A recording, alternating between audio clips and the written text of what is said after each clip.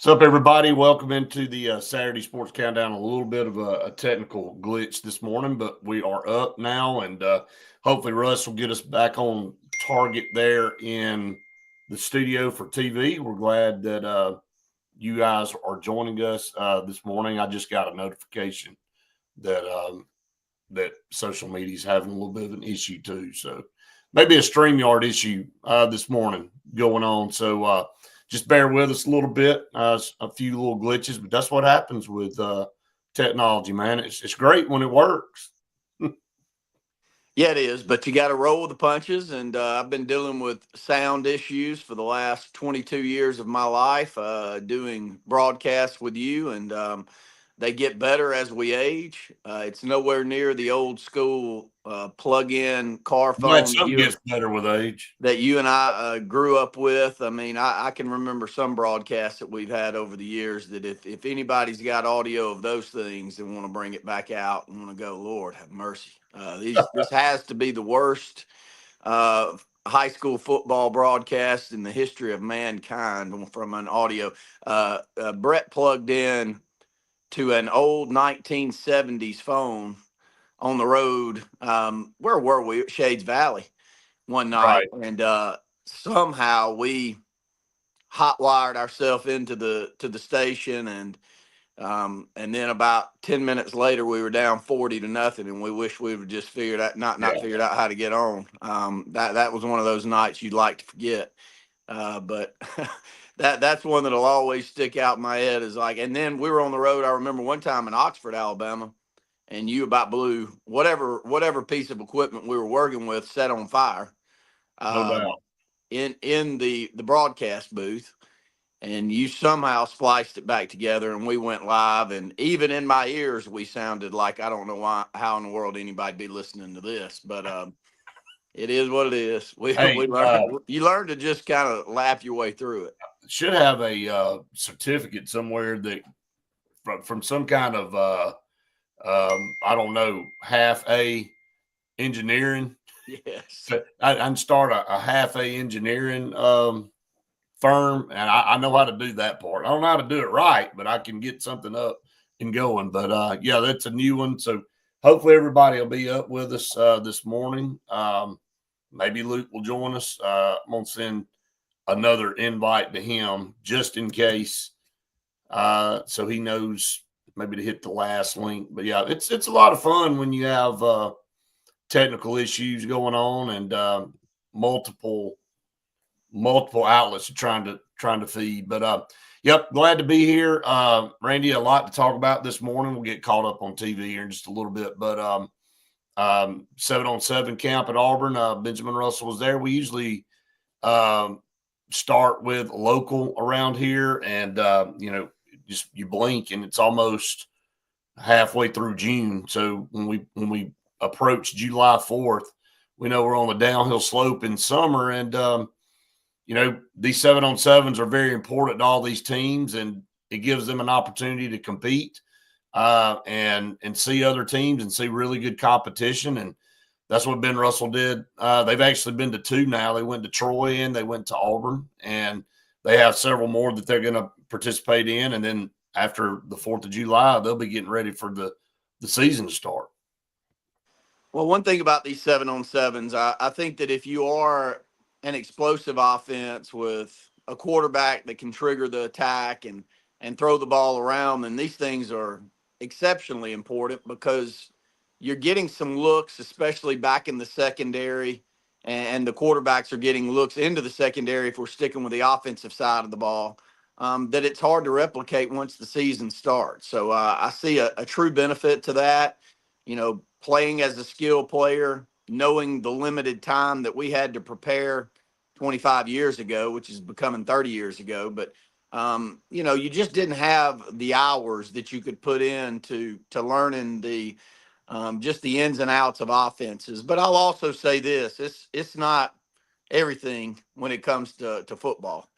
When you take the lines of scrimmage out of the game, and it's just straight skill guys out there, yeah, you can get a little bit of a look of what you've got, but there's also, schemes that really rely heavily on the run still. Alabama did it for a long time under Nick Right. Saban, made They'd run the pass in there as Luke jumps on board, but they were really, their bread was buttered before Lane Kiffin running the football. And the same here in high school. So, I don't want to get too bought into how good your team's going to be or how bad your team's going to be. We were lucky enough to have Danny Horn around Elliott City for a decade, Brett, and Yep. they do a 7-on-7 camp here and there. And look, he had a son that went on to play college football and was a quarterback and was a very good player. So, when you had the right quarterback back there, you could go to 7-on-7s and be competitive, but it really didn't tell you the story of how you were going to compete. And he's had some teams over there at Central Clay that, they were probably mediocre on 7-on-7s, and they won state championships once they got the lines of scrimmage built in. So it's a little bit different this year. I know that talking to you during the 7-on-7 the other day, we haven't heard this that often, that, we need the lines of scrimmage in there to really see what we've got. Trust me. When you grow up in Elliott City or you've been around and called games like Brett and I have the last 20 plus years, yes, we've had some odds and end years where we've been able to compete in 6A ball on the lines of scrimmage. But for the most part, we haven't matched what we see on the opposite line of scrimmage. And I'm not knocking the kids that have played there, because we've had kids that have played well above their talent level. Just because that's what we have to do. But a little different this year, Brett. We've got 2 or 3 guys on the defensive line that are already getting D1 offers. So when you bring that into the mix, it's going to be a big, big upgrade to what you're seeing. So a lot different than what we've seen in the past, where we've looked unbelievably good at times in 7-on-7s. And when we get into the real game, it's like, what happened? Well, I'll tell you what happened. The lines of scrimmage had to play now. Yeah, no doubt. I mean, I think, and I'll let Luke jump in too here in just a second. I think the lines of scrimmage could be a strength for Benjamin Russell this year. And that's something, like you said, Randy, it's not a knock on anybody in the past, but I think, man, that could really be beneficial to Benjamin Russell leading into the season. And, I talked to Cody, our offensive coordinator, on the, just got here, and he's been at Catholic, and he said, look, I know how good our offense is, and I watch them every day. And he said in the spring game, we could barely get a snap off, because our defensive line is that good. He said it's one of the best defensive lines he's been around. So I know they're looking forward to that. And the reason we bring that up is because, and Luke can add to this, because on 7-on-7s, you're going to get a lot of points scored, especially when you have the kind of teams that were at that count the other day. And you expect offenses to go up and down the field, but what it does expose is that, you can't run and hide in the secondary when you're trying to cover guys one-on-one. And so what the defensive line helps you with is that pressure on the quarterback. He can't just sit back there and survey the field and wait for guys to break open. Now, you can't hold the ball more than 5 seconds back there, or they'll call a sack on the quarterback. That's part of the rules. So it isn't just like you sitting back there and, finally somebody comes open or falls down and you throw it. So there is a little bit of that, but 5 seconds is a long time. I mean, you sit back there and guys running down the field that's half the field, 50 yards. I mean, somebody's going to get open in 5 seconds. So it really kind of gives something that the coaching staff can go back to and talk to their players and say, look, hey, man, there's going to be times where, they give us a stalemate on the line of scrimmage, and you're going to have to cover a little bit longer than maybe you're used to. So it's an eye-opening thing there, but it was a good camp. I thought Ben Russell competed well. They almost won the 7-on-7 in Troy. They made it to the championship game, lost to a team out of Miami.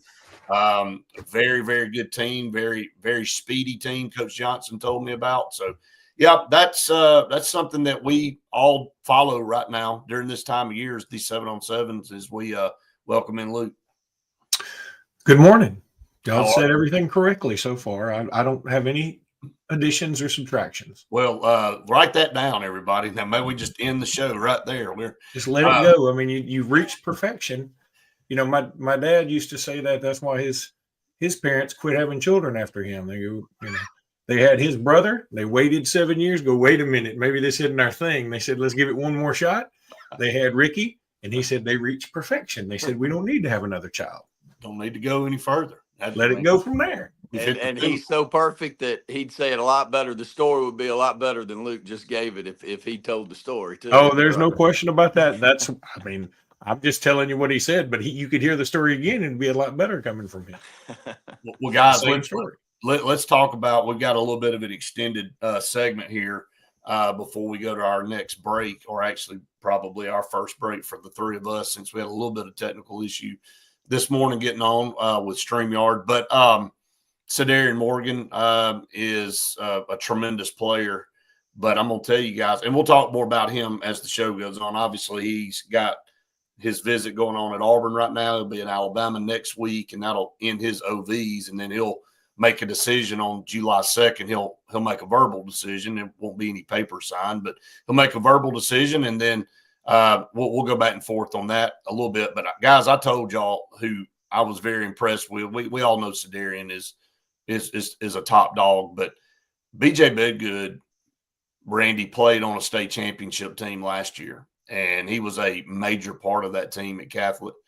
And, you know, when you line him up out there, I watched him go against Auburn High School Secondary. I watched him go against Callaway, Georgia, and Carrollton, Georgia, rather, not Callaway, but Callaway was there too. But guy's a playmaker, man. And when you add him to the mix with Cedarian and some of the other guys like Eric Young, this is a really deadly receiving core. And we saw one a few years ago that had Malcolm, had Cedarian, a younger version of Cedarian, and several other guys, Chris Foster, David Lawson, those guys that you could mix in there. This is a very, very talented wide receiver core that Ben Russell's going to run out there. Well, you know, I'll talk about Ben Russell, but I also, you know, kind of tee up a couple of questions on some other guys that you saw there at the camp, because it was the who's who of high school football here in the state of Alabama, and it was a couple of days worth of it. And didn't you say Mary Montgomery? Mary Montgomery was there. Yep. Mary Montgomery and Mobile. That's an area of the state, Brett, that's got some public schools that are jumping into the forefront that we haven't talked about in a long time. I mean, Mary Montgomery's been really good the last couple of years. Baker's on a come up. There's multiple schools down there. And, you know, when Luke was coming through, you had Viger High School, which is still there, but you had Viger, you had the Davidsons, you had some of these schools that were always in the mix. And some of those aren't in the mix quite as often as they are because the Spanish Forts and the Saralands and some other schools have really grown in popularity, not only to high school football, but for people to move into if they've got an athletic kid and they really want to put them in the best program possible. But it's not just those two now. It's some of the best programs in 7A are really becoming those Mobile schools. But yeah, I think that this is a very talented team. I think Kingston Prieur is going to be one that already has an Ole Miss offer, and he's going to get more of those offers. The reason being, you know, when I watched him in the spring game, first off, he's a legit 6'3". He's not a 6'1", 6'2" guy. You can stand him by Cedarian, and there's an inch or two difference, but there's not much more than that, and not many. You know, when you get by a 6'5" guy like Luke, and you think that you want to try to tell everybody you're 6'1" or 6'2", and you're really 5'11" or 6 foot tall, you look 5'11" or 6 foot tall when you stand by Luke. And Cedarian's the same height. And so when you get a quarterback, and I saw some pictures that you took from the camp, Brett, there's not much difference. You have to really take a look real close to see which one is the taller of the two. And so that gives you the size, you know, the arm strength's there. The thing I've been really impressed with him on is his willingness to get on the circuit and really work at what, you know, his craft is. And a lot of kids, and I'm not saying all, but a lot of kids at that age, they really haven't bought into, I need to put this amount of work into it to get what I want in return. And that's not a cut. That's just, I was the same way when I was that age. And I'm going to go out on a limb and say, Luke, that I did watch practice basketball pretty hard, but I'm not going to say he practiced it to the level that these kids do now. And Brett, I grew up with you at that age, and I don't think you were hurting yourself in a weight room and 15 years old and traveling the state of Alabama to try to get your basketball craft up to the level it needed to. So I can understand how tough it is to get the buy-in from a kid like that. So that's really where I would start. I think a lot of these players like Eric and BJ are going to have big years because a lot of the eyes are going to be on Sedarian, and I think there'll be running backs that'll have big years because of that too. But you got to have a quarterback to key all of this. And luckily enough for Ellick City, you got a kid that's coming in as a ninth grader that's already won a state championship and thrown for 20 touchdowns and 2 interceptions and a couple of 1,000 yards, and really just growing into his body from an athleticism standpoint. So he's where I'd start, Luke. Probably will end up with all kinds of offers. I sent Brett a text last night. I saw where Trent Seaborn got his offer back from Alabama, and he was really excited about that yesterday. The three of us had a talk a couple of weeks ago about, I wonder how good the state of Alabama is at the quarterback position in this class that's coming up to be a senior. Well, Brett just raved about, the Myers kid that's currently at Auburn High School, that's been at Pike Road. Everyone I've talked to that's watched him in camps just rave about him. And then Trent Seaborn, did he have his offer rescinded at one point, Luke, and now he's got it back from I just don't Alabama, think he had actually been offered. Okay.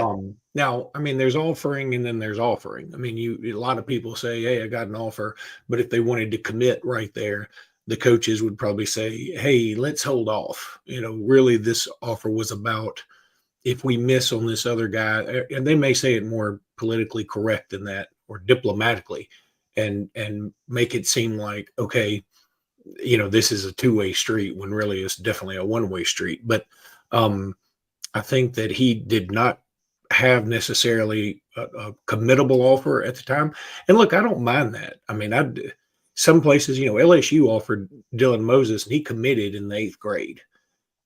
I don't mind not being the team that does that, because all that does is give somebody 5 years to say, okay, we know exactly who he's committed to, and that's who we have to target. Whereas if you're uncommitted, then you feel like you have to go against a lot of other folks. But and also it just seems whenever I see somebody's committed to another school, as a freshman or as an 8th grader, it seems sort of desperate to me. Now, I mean, that just may be my own personal preference. I think it seems desperate on the school's part. Like, oh God, please commit to us now. We don't care how good you are in 4 years, because you have no idea what that kid's going to become. In 8th grade, he may be the biggest, baddest thing you've ever seen. And by the time he's a sophomore, everybody else is caught up. Dylan Moses was a freakazoid. He was different. We all know this, but I still don't like it. I would rather, I've always thought it was the silliest thing ever. I'd rather get a commitment as a junior or a senior and be done with that. Now, I mean, we've seen this too, where a lot of kids commit as sophomores and then they decommit, recommit, uncommit, commit somewhere else, and then, end up not signing at all sometimes. So I prefer it if you wait a little bit. I prefer it for the kid too. Let them go enjoy it. I mean, I used to be sort of against, like, if you commit, you should be set on that school. And so I'm like, well, maybe just don't commit anymore. Just do like Sedarian's doing a great job. I mean, Sedarian's going all over the place. He's having a blast. I mean, he's went to Colorado and had a blast. I mean, after Colorado, everybody was like, oh man, Colorado's probably in this thing. And then the next thing you know, it goes to Florida and he's like, oh my God, Florida's great. And everybody's like, oh no, Florida's in this thing. He'll say, I promise you, after this Auburn trip, he's going to say, man, what a great time I had. They gave me a lot to think about. And then he's going to go to Alabama the next week. And you know what he's going to say? Oh my God, this was fantastic. I loved my trip there. Now, I haven't heard many people come off a trip and go, that was rough, boys. That was a tough 2 days. It's kind of like taking a tour of 3 all-inclusive resorts in a Caribbean island, and you go from one, and they got all, and they all want to kiss your butt. That's and they're all great. Like they're all great. Yeah, it's like they're all trying to sell you timeshares, right. And until you sign, it's awesome. Everything's guns and roses. I don't know. That's not what the saying is. I was going to say something else. I mean, you're lucky I got that out. But we all know where it was going. So anyway. Yeah, but he, when everybody's trying to sign you, it's fantastic. It's the honeymoon phase, and then when you actually sign on the dotted line, that's when some things really have to start. Now, That's changed a little bit because everybody can transfer after about 15 minutes now. So, but I'm telling you, I like the way Sedarian is doing this.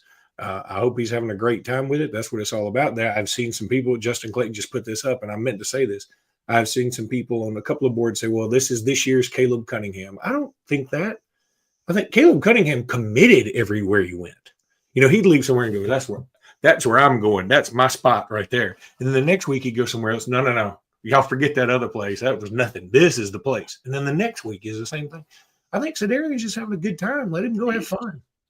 He is having a good time. And I think, you know, I've said this. I was on another show yesterday, and, you know, they were asking me about Sedarian, and I know the three of us get a lot of questions about him because of our tie and being here and all that.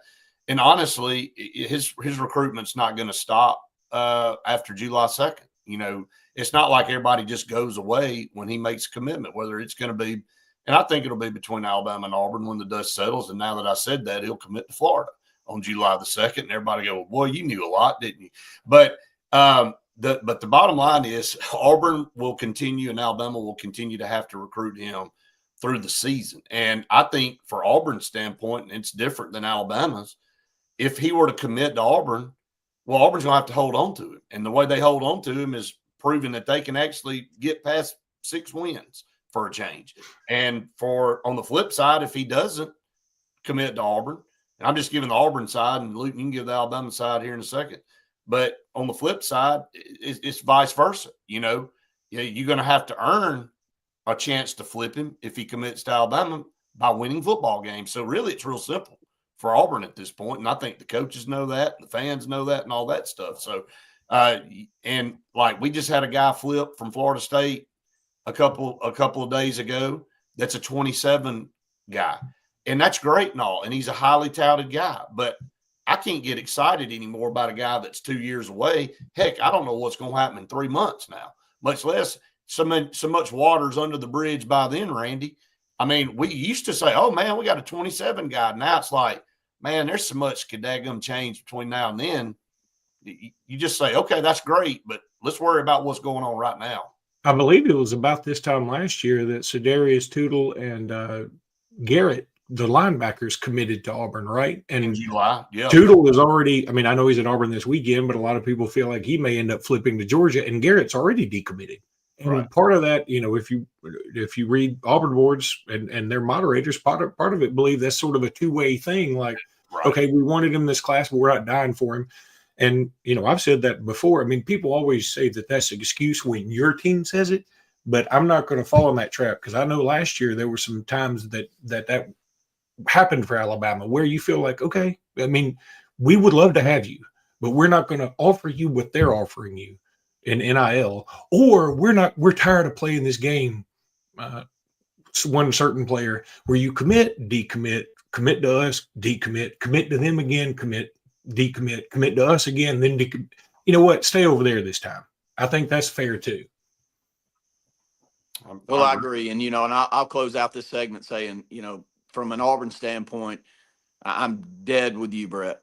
You know, it is so difficult to get behind anything that's coming next year or the year after without seeing the way that we play this year, because this coaching staff's done an amazing job of recruiting to a place that's had losing seasons for 4 straight years. I mean, that can't be easy. I mean, it's not easy at all, period, but it's definitely not easy trying to sell a top-notch kid on coming somewhere where you've proven that against your 2 key rivals, you're really not competitive.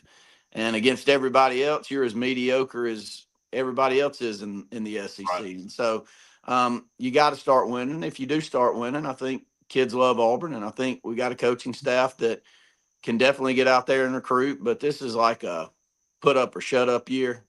And it's 100%. If the put up doesn't happen, then you know Changes you got a kid and they have offers to Alabama, then I'm not going to sit here as an Auburn fan and say, why in the world would you decommit and go? I mean, at a certain point, you got to go, yeah, I get makes sense. I hate it. I don't want to say that about my school, but until this coaching staff or whichever coaching staff gets us going in the right direction can sustain some success, then it's hard for me to fight.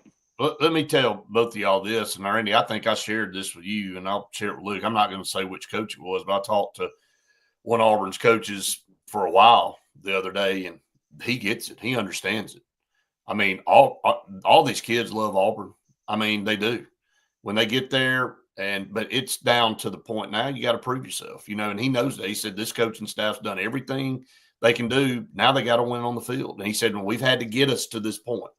And he totally gets that. So there's no excuses on either side. And I think when you look at it from a standpoint of when you're Alabama and you haven't won less than 9 games in 843 years, and Georgia is not too far behind you, and the fact that you've been able to compete with them recruiting, maybe not to their level, but really close, comparable, is a feat in itself, because Alabama and Georgia have an easier sell.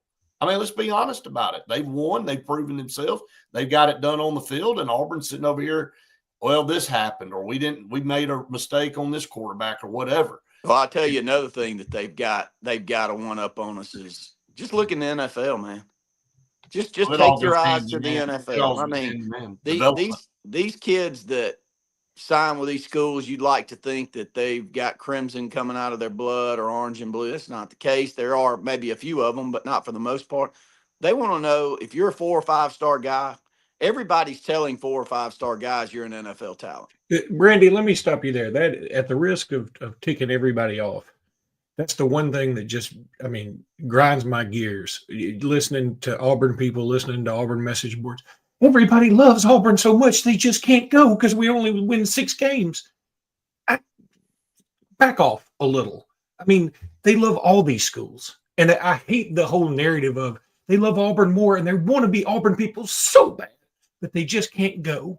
And no, that's not the case. They enjoy Auburn. Of course they do. They have a great time.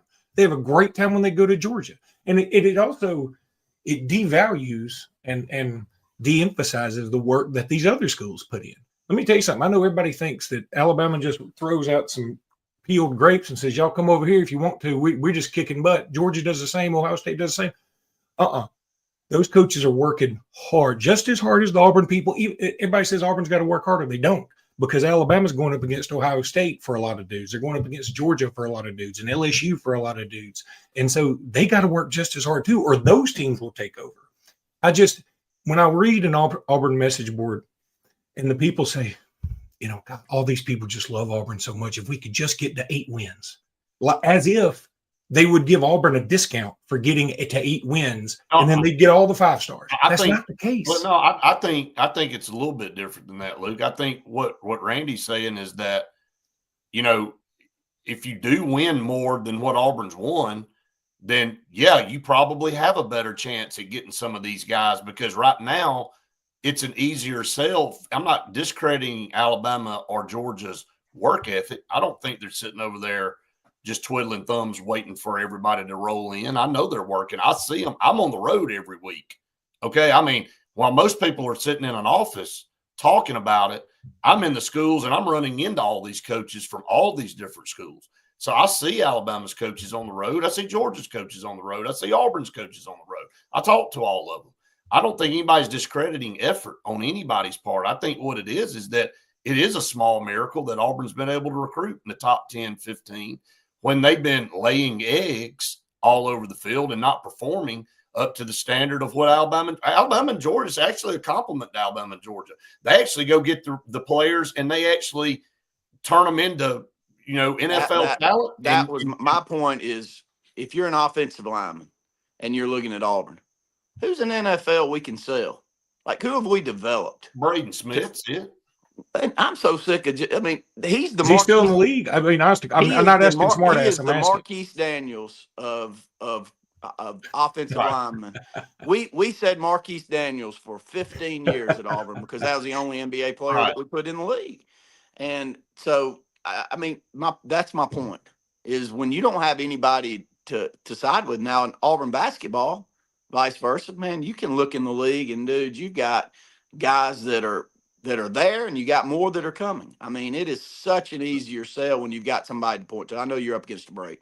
Let me grab a break and we'll keep going. All right, guys, for TV, we appreciate you joining us. Getting a little bit late start this morning, a little technical difficulty, but we are on track now. Stay tuned. More of the Saturday Sports Countdown right after this. No, I don't think, Luke, I don't think that's it. I mean, I think all fans are going to say stuff to say, okay, I mean, and I do truly think players, but you said it. I mean, they like all these schools. I think what the difference is for Auburn right now is they like Auburn, but they're waiting on somebody to prove that they can actually follow through with what they're saying. All right.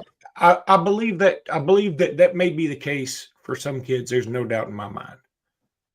The narrative, though, and again, all you have to do is pull up any one message board, any one story from 24/7 on 3, and it's always, man, this, they read the story and you mention the word family 62 times, and then when you get into the comments, people are like, you can tell he wants to go to Auburn so bad, he just doesn't know if they're going to win. I think all these kids say the right things wherever they go. And when they're at Auburn for a weekend and the word family is thrown at you a million times, you're going to say it in the interview. When you go to Bama and the word NFL or development is thrown at you, you're going to say it a million times in the interview.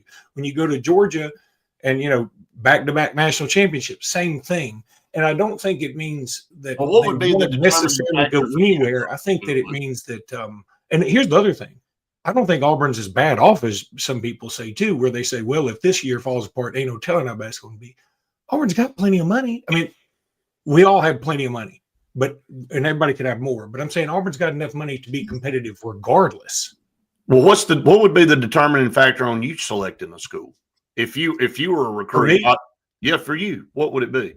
Like in this scenario, when you got a school that has struggled on the field, and you're talking about all that stuff you saying you were reading message boards, and you got 2 or 3 other schools, Alabama, LSU. And this is the easiest answer in the world for me. So you start, Luke.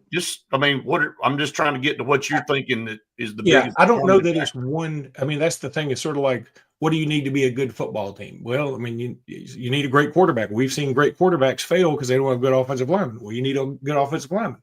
We've seen good offensive lines not do well because they don't have any receivers to throw to. I think it's not just one factor. I think it's now there's no doubt in my mind. It's NIL across the board for everybody. Now, for me, it wouldn't be quite as much because, I didn't come from nothing. So, I mean, my family would be able to say, all right, pick a school that you want to travel to, that you feel like gives you good exposure, good development, whatever. And I have absolutely no problem saying, if I were a true unbiased recruit, just didn't have crimson glasses, then, if Auburn and Alabama and Georgia and LSU were coming after me, I would give them all. I'd like to think I'd give them all a fair shot, and I'd like to think, okay, I want to know also what coach is going to be there the longest. I'd like to know, okay, tell me what your plan is for me. Those are the interviews I love to see. I don't care about a family vibe thing because I'm going to tell you something. The first time a kid gets a squirrely feeling, he's out of there now. Like there's no more working through it, which we all disagree with. We hate that. We wish everybody would work through it because it's better for you to learn life. But I got 10 seconds, guys. Hold on 1 second. Stick with that question. Good. And then I want to hear who else impressed you at the camp, Brett. Okay. Parker or any of those other teams. Yeah. All right, welcome back, everyone, to the Sports Blitz Saturday Sports Countdown presented by JR Sports Bar and Grill and Sunshine Heating and Air. We'll be with you till 9 o'clock this morning, and we're glad that you joined us. Getting some comments there rolling in from Justin this morning. We'll get to some of those. And Luke, you were finishing up. Randy, I asked a question in the break of what would be the determining factor for you guys if you were being recruited by, in the current state of Auburn, Alabama, Georgia, LSU, just using those 4 schools, and you're being unbiased, take all the fluff out. What would be the factor in you choosing one of those schools? And Luke kind of gave his about, Luke, I'll let you kind of repeat real quick since we're on TV, and then Randy, I'll let you go. Yeah, I'm going to obviously, I think NIL would be a small factor for me. For some people, it's a monster factor. And again, I'm taking this from my perspective because it's not as though I came from a financially deprived household. And so I would probably say, yeah, I want some NIL money, but it's not like, and as long as it's not, hey, somebody's giving me $6 million and everybody else is giving me $25, then that's probably not going to be the determining factor. It's going to be involved. It can't be zero. Then I would like to know who's going to develop me. If my goal is to go to the NFL, which most of these kids do have that goal, I'd say, show me how you're going to do it. Now, where it's different for somebody like Kalen DeBoer, you're like, okay, you've been at Alabama for 2 years and you were at Washington. Tell me I'd rather know who you developed at Washington to move on than who you have at Alabama. I would also probably like to talk to some of the other players and say, hey, tell me about this place. It's not necessarily the coaches are going to sell it like nobody's business, but the players, I think that your peers are who can really help you. And then ultimately it'd be, what do I want out of this? I would look for it, honestly, me, and call it a front runner or whatever. I would want to go more to a team that I think is better set up for success. There's no doubt about it. That doesn't mean it couldn't be Auburn, because you look at Alabama and Auburn this year, Auburn's schedule is the easiest it's been in several years. I mean, they got at Baylor. That's not scary. I mean, I know they're only a 3-point favorite or something. That's not a scary game. I mean, if I'm an Auburn fan, I'm feeling like we're going to go there and win that game.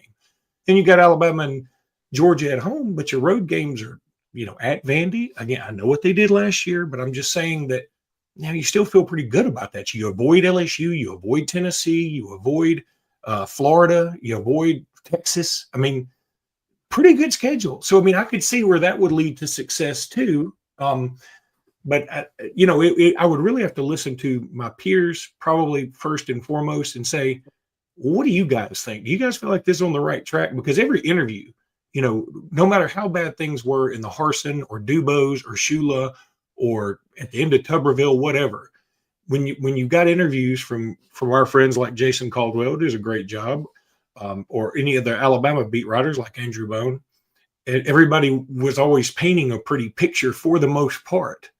Even though things we could see, we're like, with our eyes, we're like, y'all know Brian Harsin's awful, right? I mean, how do you keep saying we just got to keep chopping wood and family and this? Y'all know he's awful. Like, why are you saying this? Well, they're doing their job too.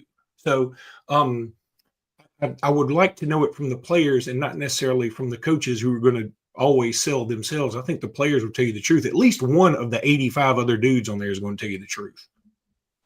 Well, for me, I mean, I would need somebody around me, and I don't know if it's a parent, because personally, I don't think that a family member knows enough about ball. They may think they know enough about ball, but a coach or somebody that's a mentor of mine in that sport that knows me and can shoot it straight with me would need to be involved, because the answer for me totally would be, now, I'm not going to take somebody offers me $1 million and the other offers me $250,000. Guys, you got to take the $1 million. But if somebody offers me 800 and the other one offers me $1 million, then I'm going, okay, well, I'm playing the long game here. But the answer is straight development. Because if I'm a 4 or 5 star guy, and it doesn't mean all 4 or 5 star guys go to the NFL. It does not mean that. But I promise you, if you're in Ellick City, Alabama, and anybody that gets rated a 4 or 5 star, Brett, and I bring them up because that's the ones that you deal with the most, every single one of those guys think they're going to be in the NFL, period. And it's the exact same way across the board. I don't care where you are in this country. If you're in an area where you're performing that well and you look that good in camps, you wouldn't get that rating if you didn't. You think you're an NFL guy. So it is a straight development question, and development means a lot of things. It means scheme. It means players around me. If I'm Cam Newton and I look at Mississippi State or Auburn and I notice that the offensive line's in place at Auburn and it's not very good at Mississippi State, I'm going to Auburn. So there's a lot of factors that go in to this that also gives teams that are having success an easier sell. It's a much easier sell when you've got 4 and 5 stars everywhere, and you can look at the talent. Auburn's kind of closing the gap, but it hasn't been closed in a long time. But if I'm trying to sell a top-notch running back on coming to Auburn or Alabama, my gosh, you know how good a recruiter you've got to be to make that sell. I think the last decade. Yeah, I mean, and Auburn has somehow made that sale several times. That's my point. I mean, I think you can be swayed one way or another from time to time. But for the most part, I would like to think the further we get into this thing that kids are getting smarter.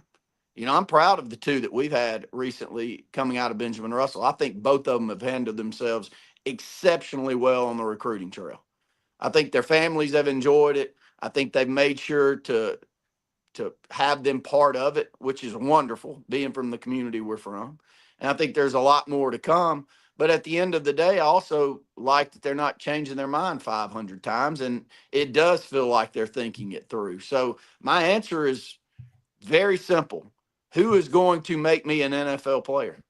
And I'd love to win championships, and I'd love to get all of these other things, but I think that will come with it if I make the right decision, because part of that decision is going to be success for me personally. So I'm making a very personal decision when I'm deciding where I go. All right, let's get to break, guys, and we'll come back and we'll continue with this and a lot more. Stay tuned. More of the Saturday Sports Countdown right after this. And that's what's so incredibly hard for Auburn, because Luke. I've got a whole other element that I'll throw at y'all in a minute. Luke brings up the Washington deal, and that's what Auburn's having to sell, because Hugh Freeze has to bring up Ole Miss. That's right. He has to prove that he's, he has to prove. I don't know how many receivers at Liberty he's got roaming around in the NFL, but he's got 3 or 4 out of Ole Miss that are some of the best in the NFL. So you have to sell that. But Auburn, who's the last receiver out of Auburn that? Well, they haven't. They haven't had. I mean, the wide receiver room's completely flipped because I think a lot of that narrative. So, you're based on past, successes and stuff like that. Yeah. So it kind of goes back to what we were talking about. I mean, it's really it. I hear you, Luke, on the message board. People, I don't try to read a bunch of message boards, to be honest, because not that we're any different than a fan, but I mean, fans are always going to be biased toward their school. I can pull up an Alabama message board and I can hear everything that they brag about or complain about their school, whatever. I think, all of us kind of try to look at it from a level-headed standpoint. I know that relationships matter. Y'all know that. We all do. I also know that success makes has a big play in what people are doing. That's kind of why I'm tipping the hat to Georgia and Alabama a little bit from an Auburn standpoint, that hell yeah, it's an easier sell for them because they've proven that they've done it. Auburn hadn't proved it with this coaching staff. So they have to work maybe a little bit harder to coerce a guy that's on the fence. That's all I'm saying. I think you got guys that lean Alabama, Auburn, or whatever. But I just think if Auburn were winning 9-10 games a year, you're kind of on an even playing field at that point when you're saying, well, we're winning 9 or 10. We're getting to the playoffs, blah, blah, blah. We've got great facilities. We got a great coaching staff. Right now, Auburn's got to prove themselves. And I think that's why I tell everybody on the podcast every day, it really boils down to wins right now for Auburn. They've done everything else they can do at this point. Now they just got to go win. And then to the development standpoint, I know it's through the transfer portal, but Auburn, Keldrick Faulk, Eric Singleton, Xavier Chaplin, some of those guys, they're high expectations this year. I don't know where they end up getting drafted, but you got a potential of having 3 guys that could go in the first round. When the hell was the last time Auburn had a first rounder? It's been 20 over 20 years ago. Well, it's been since 2020. So no, I'm talking about since we had multiple players. I'm just talking about 1, and then we're talking about having 3. Shit, I mean, it's like, come on, man. I mean, so I've got another element that I want to throw at y'all that I was told this week that I hadn't even thought about yet. I don't know that either one of y'all thought about it yet, but I'm going to wait till we get back on TV and talk about it. But it makes sense, and it has to do with this salary cap coming up. And hey, stick with that conversation because I don't think you and I have gone down that route, and I'd like to hear Luke's comments on how this changes. We're back. Hold on one second. All right. Welcome back, everyone, to the Sports Blitz Saturday Sports Countdown presented by JR Sports Bar and Grill and Sunshine Heating and Air, closing out hour number 1 here on the show. And really, really good discussion that I think we're having about really kind of how recruiting goes and kind of what these kids look at and all this kind of stuff. But, Randy, what were you saying?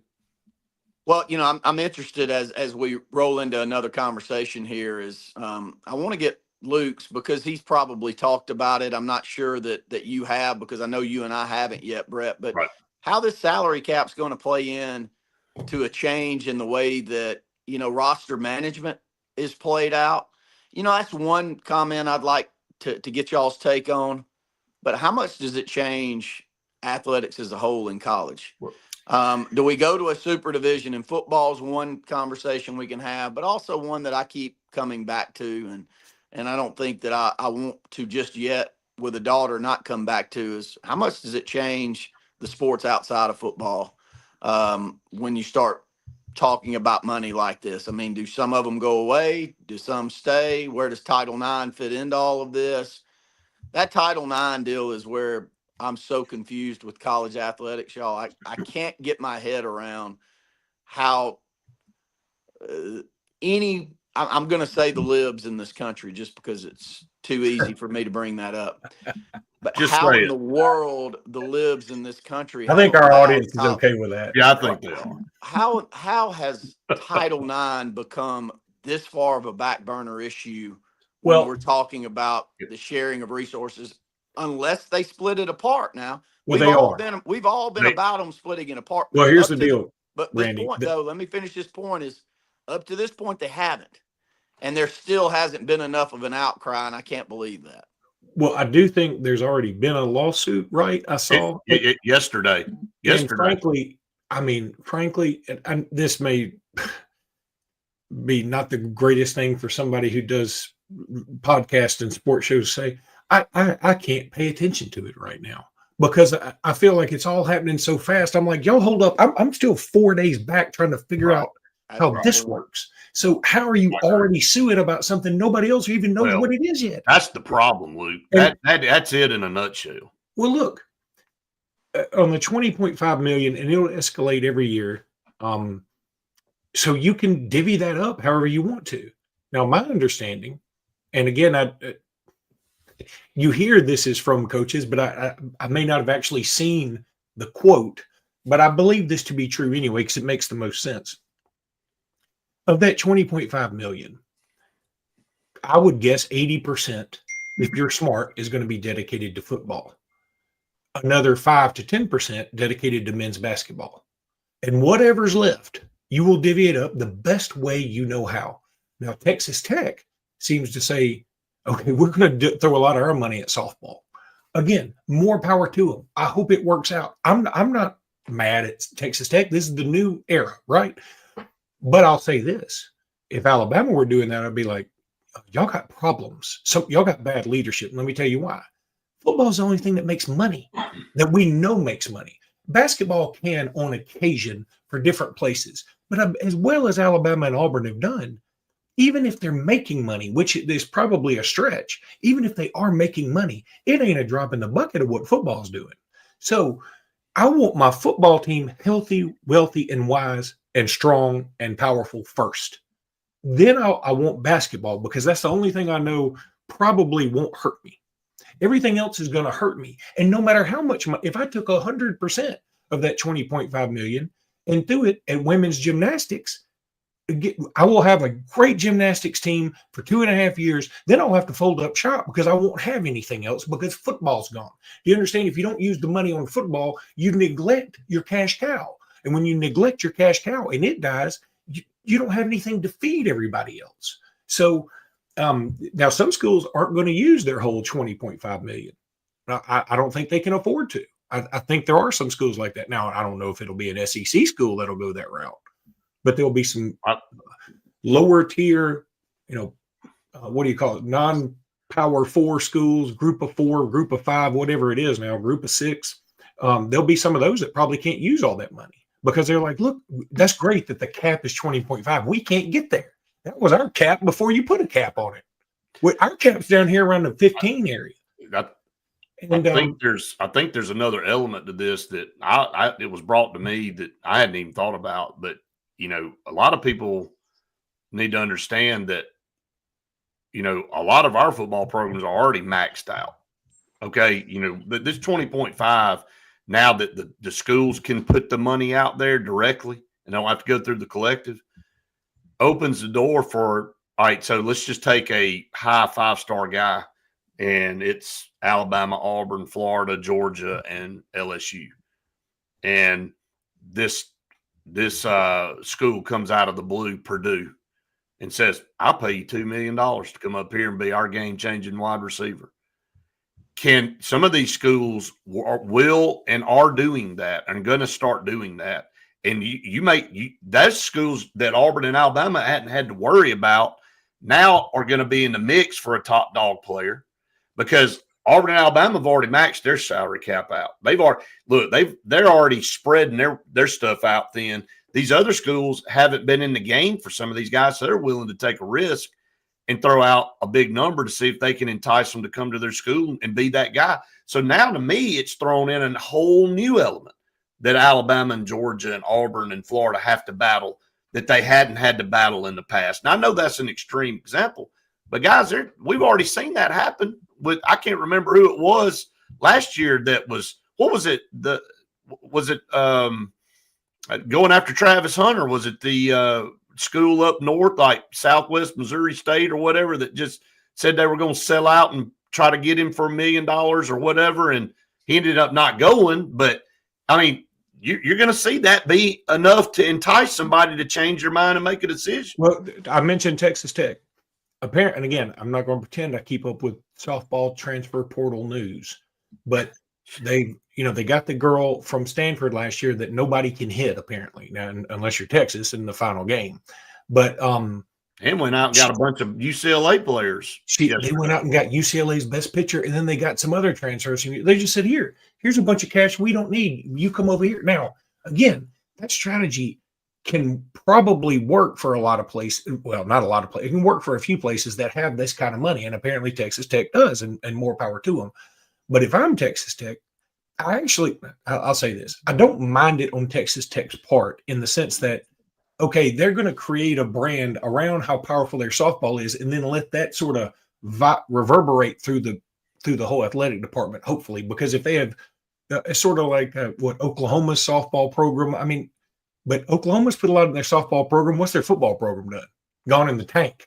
Their basketball program, if I'm Oklahoma, I'm like, hey, those 4 titles were great in softball. Can somebody get me a defensive end, for the love of God? Let's take all the money we were giving to them. Let's sacrifice a few years on that and try to win something on the football field occasionally. All right, let's take a break here, top of the hour break, and keep this going. Stay tuned. Hour number 2 of the Saturday Sports Countdown coming up right after this. I'll be right back. Stay with that conversation, because I still have no clue. Like, Luke just gave the 1970s version of why not do Title IX, was his comment.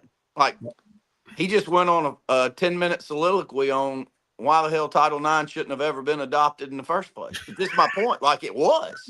Like, I get it. Like, I understand Luke's take. But it's interesting to see Texas Tech, what they're doing. They're like, we're about to buy a softball championship. But do you know how many women's athletic departments, you know how many track programs, you know how many programs have to really struggle if let's just say the bottom 30% of college football programs that are going to try to stay in the top 50. I'm not talking about Auburn or Alabama. I'm talking about 35 to 50.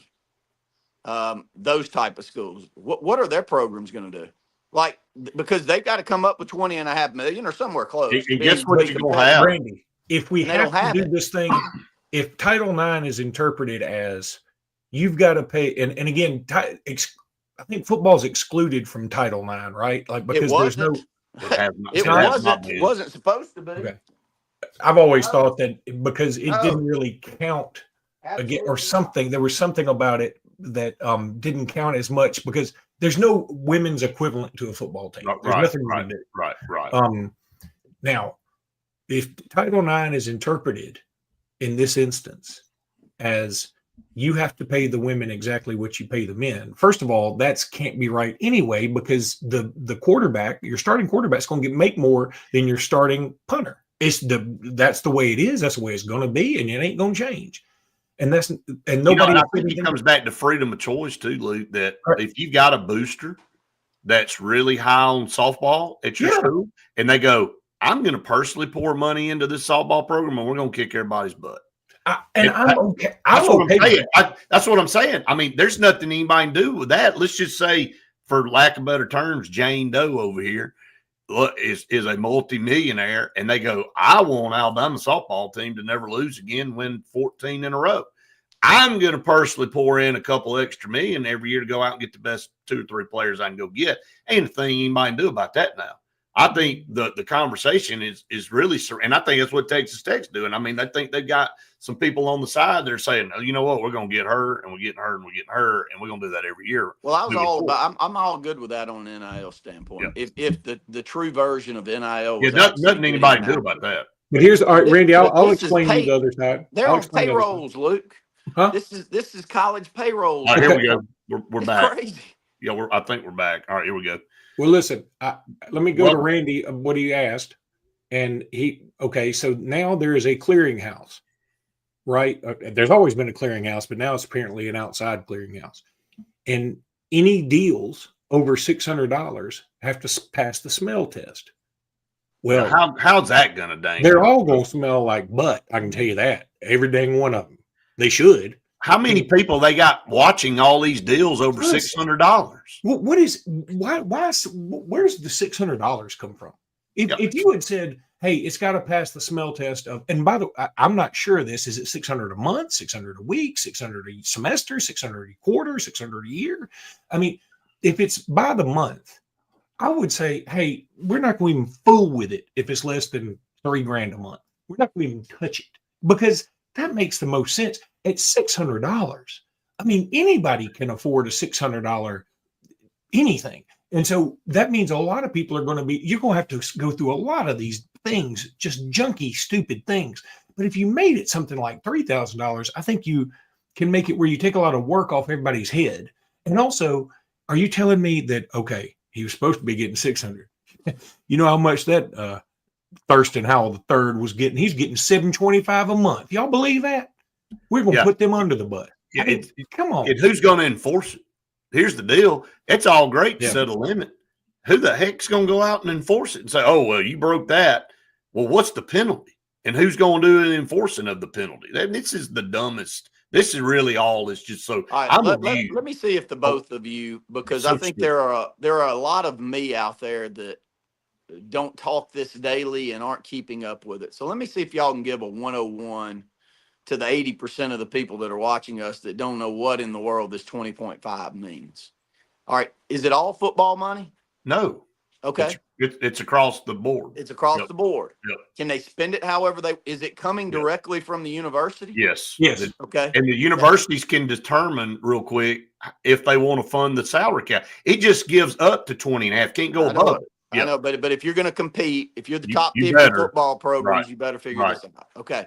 So is that a salary for your entire athletic department? Yes.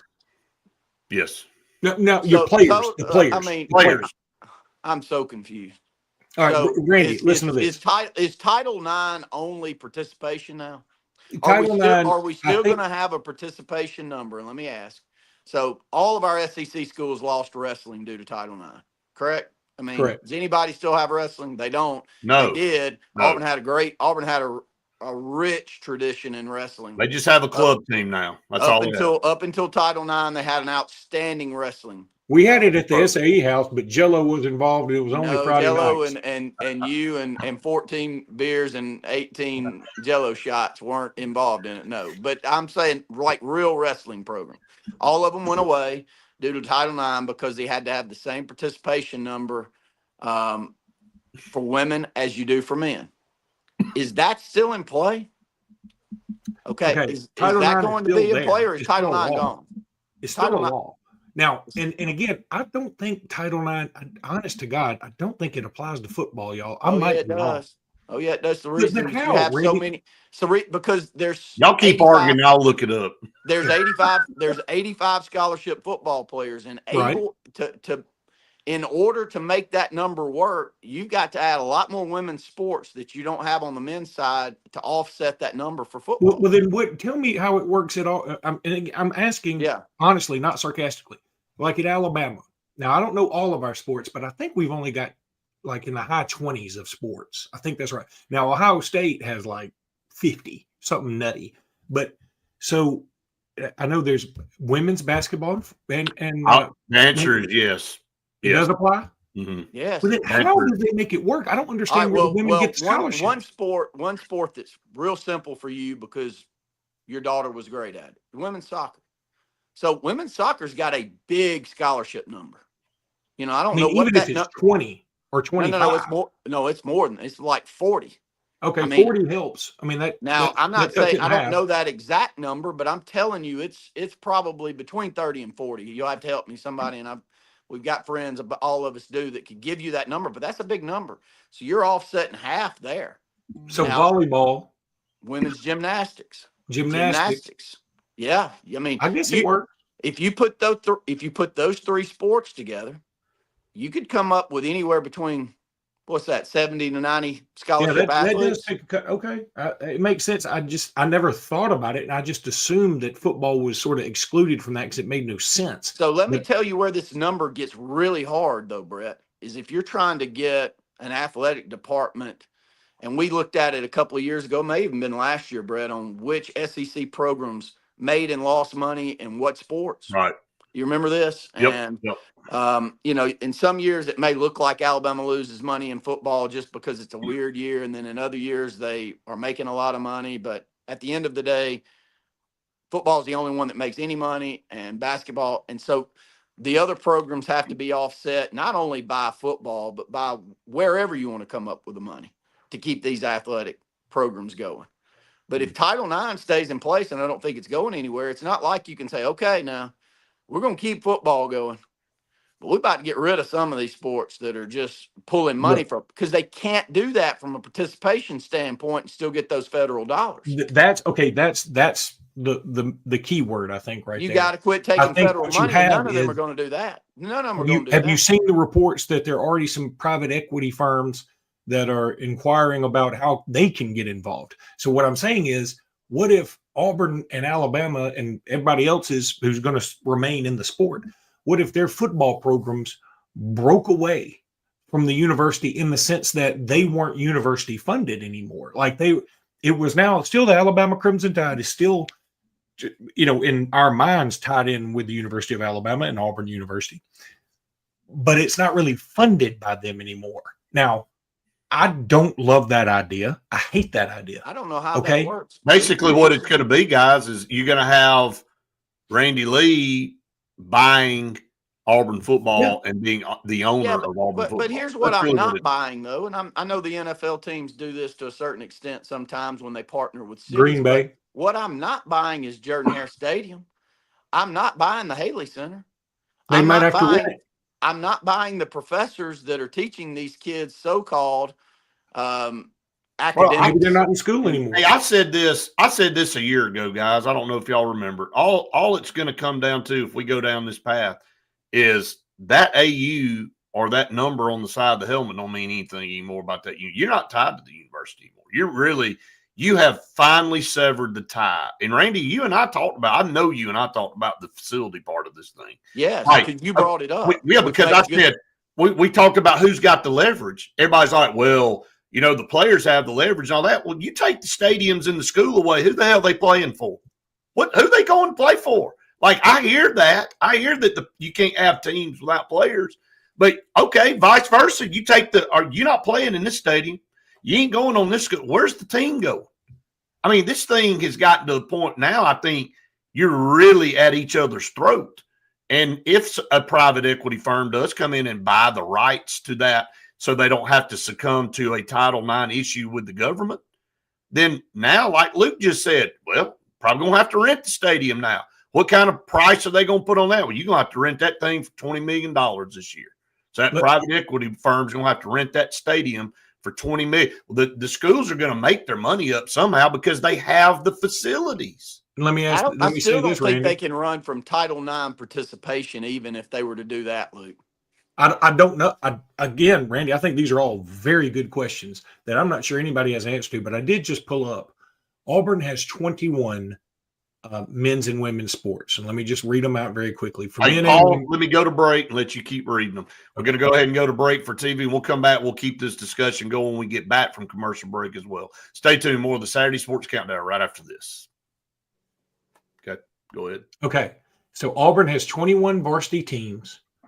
in 15 sports, and there's baseball, basketball. These are men's: baseball, basketball, cross country, football, golf, swimming, diving, tennis, and track and field. For women, you have basketball, cross country, equestrian, golf, gymnastics, soccer, softball, swimming, diving, tennis, track and field, and volleyball. So what this, I mean, again, if Randy, what you're saying about the Title IX, if you can't escape it and it stays here, but because you're taking a huge dent, you're taking $20.5 million away that the university just get now your revenue That's sharing right. now. Yes. They'll make up some money because they'll start. I mean, I'm telling you, Some schools will, but others won't. No, I'm telling you, Alabama's already sent out like, Oh hey, yeah, Alabama and a Auburn. buddy of mine who goes to just about all the basketball games. He does, obviously season tickets. He said the first thing he did, they've already gone up on the season tickets, Of like, course. big time. Secondly, they reached out to people who they know are selling a lot on the open market, meaning Ticketmaster, whatever, and they've said you don't have tickets anymore. We're not doing it that way. Yeah, they're watching people now Yes. that are putting their tickets on stuff. If somebody's going to make extra, it's us. Right. So, and so I look at this and I go, okay, if what Randy's saying, it makes sense to me. Like if you have to keep Title IX in play and football is involved, then the first thing I do is if I'm Auburn and Alabama or whoever, say, okay, tennis, you're probably out of here. I mean, now I know Alabama and Auburn haven't been bad in tennis, but I'd probably say both of y'all are out of here because that doesn't hurt me Title IX wise because it's probably tit for tat, right? Guess what, Luke? Yeah. I'm going to stop you for a second. CAC did the exact same thing when we were going through, and it wasn't Title IX. Well, it was for Title IX, but when we cut a couple sports because of proration, well, you couldn't just cut a women's sport. You had Yeah, to cut a that's men's right. sport to go with it. So That's the right. tennis program Good went point, away. Luke. Tennis What's sport. another one? What else would you cut? Then the next one would be track and field, where I know Alabama just had a guy yesterday apparently win a national championship. I don't know anything about it. I'm not going to brag on it because I don't know anything about it. But I would So did say Auburn. Yep. I would say track and field, you're gone. Yep. Now, those both have men's and women's sports, so I think the numbers would work out. Okay. Then I would say what's next? Probably swimming and diving. They both have men and women. And golf would be in the equation, or cross country. Cross country would probably be there too. Golf, that Auburn and Alabama have both done really well. And I don't know how much money it hurt. I bet you cross country may cost more, I guess. I don't know. I don't really know the expenses of that, but I would say this, that's what you have to do. You're going to lose a lot of these Olympic sports. And Oh, you are. Yes, it's terrible too. I mean, And- I hate well, to see I it. won't say this for that. I hate it because some kids won't get the opportunity. And that's where I'm going Yeah. with it. I hate that. But I Yeah, also about think, football okay, a little bit everybody several had a years. fit about this and all the kids wanted to get paid. The downside is some of y'all ain't gonna have ain't gonna have a sandbox to play in anymore. Yep. Right, here we go. Well, it's the football that, I mean, it's mainly the 5 profit seconds. that are asking for the money, though. I don't Yep. remember hearing a whole bunch of track and field Well, athletes. welcome crying. back, everyone, to the Sports Blitz Saturday Sports Countdown presented by JR Sports Bar and Grill and Sunshine Heating and Air. Good topics right there. Good. Well, good I just conversation. I cannot get my head around why the conversation, and I love this conversation because it's one that we have a lot. So I do feel semi-knowledgeable about it. And I feel very comfortable coming on shows like this and talking about it. But the thing that just keeps getting under my skin is how in the world we hear, and the same politically all the time. It'll be the Ukraine war that we're talking about all the time, and then Israel and Iran will happen, and then we don't even know what's going on in Ukraine. Nobody wants to talk about it, and they don't care anymore.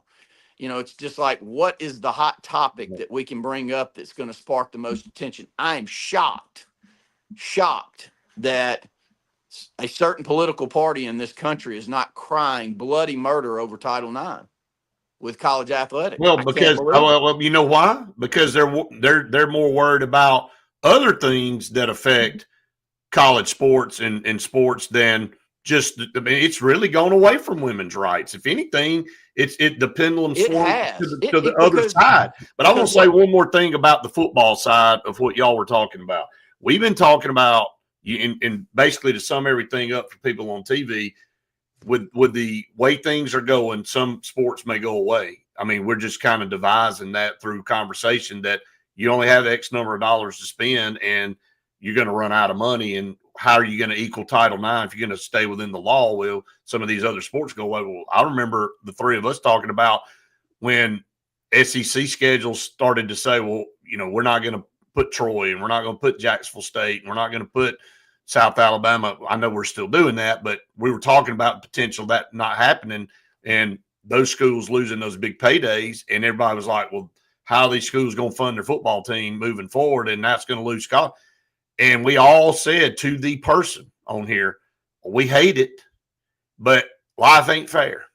Luke, I very distinctly remember you saying that and saying it's not our responsibility to keep up Troy's football program. 100%. And it's not our responsibility to keep up UNA's football program. All while we are very sympathetic because you know what's going to happen if those programs go away? Lesser kids are going to have opportunity to play college football. And I hate that. But Luke's right on that standpoint, Randy, that it's not Auburn and Alabama's responsibility to fund somebody else's athletic program and because they need the game.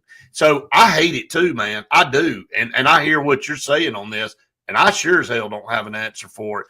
I don't think anybody does. I think that's why Nick Saban walked away from the table from Donald Trump. I think it was like, oh, yeah, I'll be the guy over the sports commission. Then all of a sudden he's like, I can't figure this out either, and I'm not going to have my name associated with it. I retired to get the heck away from this thing. If I wanted to stay in it, I'd have kept doing what I love to do and coach football. I don't want to fix everybody's problems. Well, I think you're right, and it sounds so callous when you say, hey, Troy and South Alabama's problems aren't Auburn and Alabama's problems. But it's right. And again, I go back to, for whatever reason, people seem to forget that every action has an equal and opposite reaction. Right. That if you say, okay, we're going to start paying the kids, where are we going to get the money? We're going to get the money. The money's there. Well, do you think the people that are already making the money are just going to give up making money? Like, oh yeah, you got us. All right, here's some of the money we're getting. We'll just give some of that up. I don't know anybody who's ever done that. So what they're going to do is there's going to be raised ticket prices. There's going to be raised concession prices. There's going to be raised parking. There's going to be raised everything. Oh, and by the way, we can't afford to keep up some of the same sports anymore. So, and I know that Randy said earlier, well, I hadn't heard a lot of track athletes complaining to get their money. I bet you there have been. I bet you that they have. I mean, look, all you got to do is look at softball now. I mean, one pitcher has probably made it where she's like, hey, I'm worth $1 million somewhere. Every pitcher probably believes I'm worth $1 million somewhere. Now, what they don't plan for is Texas Tech is such a unique albatross of a situation that, yes, it worked out for this one group of players, but it ain't going to be that way for everybody else. And especially ain't going to be that way in the SEC. And they still didn't win a national title. Yeah, and they still didn't win it, but they probably should next year because they'll have everybody. But Right. Again, I think that when you say, okay, we're going to change the entire, so we need to upend the system. You know, I've been saying this for a long time. I'm not trying to pat myself on the back because there did need to be some change. But when we started with the playoffs, everybody was like, well, we have to do this. We just say every other sport does it. Why does it work that way? And I was like, yeah, but see, college football is unique. We still have the best regular season in sports. It means so much every week. That doesn't mean that much every week. And it's already taking effect. And look, It's water. last year, everybody was like, we need to give those little guys a chance. SMU went over there and got their doors blown off because they're not good enough. I don't mean it mean. Maybe they will be good enough sometime. They got the money to do it. Boise State doesn't. Boise State is capped out. They cannot win a national championship. I don't care what the scenario is. They ain't winning one. They're not good enough. And again, I hate it if you're a Boise State fan and you think I'm crazy. But they're not. And so maybe they need their own thing. So maybe we do need to break away into 48, 64 teams, which again creates a whole nother set of problems. While on surface, I mean, for me, it just makes this NFL light, which I never wanted. And in the end, I've come back around to, you know what? It was a little more fun just when the SEC went to the Sugar Bowl. We all knew it. And if we wanted to go to the Sugar Bowl, we just went on January 1st if our team won it. That's how we did it. And if you won the Big 12, you went to the Orange Bowl. If you won the whatever, you went to the Cotton Bowl. Or Big 10, you go to the Rose Bowl. If you took a poll of people right now, and I would say within X generation, I don't know, people that are 75 years down to our age, Would they agree in that age range that football, college athletics is better or worse than where it was 25 years ago? What would It'd they be 98% say worse. worse? Who? I think Luke just said it. We take something that's pretty good or almost to the level where we all have some complaints, but we all agreed that it was great. You know, that it was the greatest sport. And we've completely murdered it. It's murdered. It's dead. It's hemorrhaged out. It doesn't exist anymore. And we think, oh, we'll just get better and better, and we'll do this. And every time you add everything I've ever learned in life, the more rules you add, the worse it gets. Well, You can't navigate through all this stuff, man. it's like whenever a bill is introduced, Brett, there's a bill and it's the best. It's a big, beautiful bill. It's a bill that's introduced, and it goes, here's a bill, and what we're going to do is we're going to take some money and we're going to give it to Ukraine to help them out. And it's a humanitarian effort. It's not a war effort. We're just doing it to feed some Ukrainian families, right? And everybody goes, yeah, we can all get behind that. And then some lawmaker will stand up and go, I want to put a rider on that bill. Just something, a little tag along that, yeah, we all want to help the Ukrainians. They're starving. Yeah, sure. We also want to make it where pedophilia is legal now. And everybody goes, well, I'm not voting for that crap. You know what I'm saying? It's like we have a good idea, and then somebody will tag something stupid to it, and it ruins everything. And that's kind of how this is. Like, it's not a bad idea to pay players. It's not a bad idea. It is a bad idea to say everybody can willy-nilly throw money at whoever they want. It's a bad idea to say that with no plan in place and no rules to govern it. That to me is it. I mean, Well, I know we got to roll off of this. We got to go to Another break. topic. We got Let me get one more little piece in here before you go to break. okay. It is shocking to me that Riley Gaines, who is the spokesperson against transgender athletes in women's sport, who the hell is the spokesperson for women to Title IX right now? Is anybody? Well, I think Y'all hear Riley anybody Gaines is de facto that too, because Riley Gaines is saying, hey, look, before we start paying women, let's make sure we define what a woman is. And then, of course, Simone Biles comes I out. hear her angle on that, Luke, but I don't hear enough of an outcry from people. I agree with you. How many women's sports are going to go away with this new setup? Let me get to break, and we'll come back. We'll keep it going. Stay tuned. More to come here on the Saturday Sports Countdown right after this. See, in my opinion, Simone Biles, I mean, she just ran over her own reputation. Well, I mean, why would you say that? First of all, I mean, why would you not defend your own sex? I mean, I'm just being honest, man. I mean, like, who wakes up and decides they're just going to go compete in a woman's sport? Because that's what that is. Like, not only that, she made fun of her size. And Riley Gaines like, I'm 5'5". What's wrong with you? Well, I mean, again, it just people get brainwashed, man, sometimes, and I think you turn around and even Simone Biles goes, "Did I say that?" Well, you just get caught up in the moment so bad. I mean, Simone Biles did say she apologized. I appreciate that, and I thought Riley Gaines could have been more gracious in accepting the apology. She sort of said, "Well, she came groveling, and I do accept." I kind of think that Riley Gaines felt like it was disingenuous. I think maybe she kind of was. Well, I mean, yeah, you know why she apologized? Because she was catching so much hell. Yeah, she was almost forced to do it. And I mean, I'm not taking sides on the thing. Look, I know what I believe in. I know what you believe in. I know that I have a daughter, and then if a guy decided one day to wake up and compete against her in a sport, it is the most asinine thing that we even have this discussion. I mean, I can't even believe that I'll be right back. think that that's okay. I'll be right back. Okay. All right. We'll be back for TV in just a little bit. They decide to get up and leave, and I get to stay here. So, yeah, it's interesting. We'll get to some other things that we want to cover real quick. But yeah, I think, and I know some of you out there that are watching think that we talk about this every day or every week, and we do. And I've given this disclaimer as well. We don't have a choice but to talk about it because it affects the things that we talk about every day. And all of this stuff,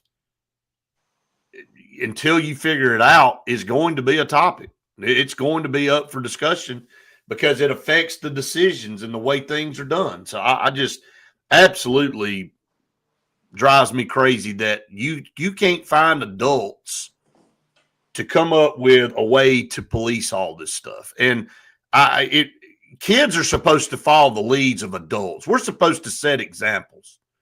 And you got people out here that are running multi-billion-dollar organizations that can't come up with a set of rules to govern this. And I'm going to tell you, I'm going to say this for everybody too. I think the court system is as much to blame, if not the blame agent here all the way around, because every time somebody doesn't like something, they go to the court and sue, and the court side with them. And so, I mean, we've given the NCAA hell for so many years. So I'm not giving them a pass, but when they tried to police some things, hell, they had their feet cut off. So they finally just said, I'm not going to continue to spend money going to the court system to try to get this done and keep losing these battles. We're just let y'all do whatever the hell y'all want to do now. So I blame the court system. I blame you got to come up with something that everybody can sign, that everybody agrees with, and they're going to operate under this umbrella. And if you don't like it, just get out. I mean, that's just how it is. All right. Nobody Welcome wants back to give up to the any- Sports Saturday Sports Countdown, presented by JR Sports Bar and Grill and Sunshine Heating and Air. About 30 minutes left in the show today. I love the discussion. We've been on it for an hour and a half. I kind of gave my rant since you two guys just left me here by myself. So I decided to just go on a rant myself. But Brett, at 52, yep, when nature calls, you take the call. there's It's important. Louis no C.K. question. said this about his doctor. I didn't question why you left. I know. His doctor said, well, how often do you go to the bathroom? He said, and he said, I don't know, doc, but every trip to the bathroom for me now is an emergency. There is no, I can hold it. No, you got to go, or you're going to ruin the you're in. Or ruin the pipes, right? Yeah. Let's go back, and I want to shift gears a little bit. I saw this yesterday, since we kind of are on a politically driven show today, and there's only 30 minutes left. Hell, might as well finish it off, right? All right. So I don't know if y'all caught the College World Series opener yesterday and the American flag on the field. And did you see the person that decided, one of the people with the flag out there decided to pull out a Palestinian flag out of their pocket and wave it too? Wild to be two bombers flying over. I mean, there was just a lot to process, but my whole point is this: like, the world is free. To be able to move around. Maybe there's not so much freedom in other countries, but if you don't like it here, okay, here's my decree to people: if you don't like it on this particular patch of soil, you can get on a plane. You can get on a plane and you can fly to wherever. Like the riots that are going on right now, guys, and I don't want to just go to, but the ironic thing about somebody waving the flag of another country, getting mad about people getting sent to another country, is that, do you not realize what you're doing? Like, if you're pulling for that country, someone go to the country. We're not keeping. We're actually telling you can go back. So I don't understand all this stuff, man. Sometimes, and like, we take the College World Series, and we're just trying to do the things to honor our country and be respectful, and somebody decides they want to make a spectacle out of it. It's just mind blowing. Well, let me ask this: I think it's always best now to ask, what's your goal? So if you're on the field holding an American flag, if you're one of the ones that happens to be lucky enough to get out there and do this honor for the College World Series, and you pull out a Palestinian flag, is the goal for you to get people to your side? Or maybe you're trying to bring awareness, but I don't think it's the awareness you want. I think people probably, you're losing more support than anything, because there's nothing. I don't care if you pulled out, honestly, whatever flag other than the flag you're supposed to be holding. I think it's crap. That's complete bunk, and I hope that person has to face some kind of repercussions. Can y'all see that? That's just horrible. What is the goal? What are you trying to achieve? I don't know, man. I really don't know what you. It's frustrating. We're in some crazy times, guys. I mean, I'll just be honest with you, and I'm not going to stay down this path, but I just think that, you're given opportunities in this country to do things, and Randy's points are, I think, or what make this country what it is. We try to be equal. We try to bring equality in things, and I don't understand that statement right there. Well, and I want to go back to that statement, but I'll finish where your thought process is there. You know, there's probably a point in my life where I heard Luke's 5-minute rant to begin with on why Title IX is probably not a good idea. And Luke didn't say it like that, but I mean, I have made that exact same pitch because from a financial standpoint, it doesn't make any sense. But the older I get, and I have daughters and y'all have daughters, the more I'm like, you know what? I appreciate that legislation. You know, I do think that you need to do something that gives, you know, our daughters an opportunity to participate in things. And if you don't enact something like that and it's not a moneymaker, then it would have never happened, you know, but it did happen. And it's been a windfall for women's athletics around the world with the USA. I mean, look at track and field.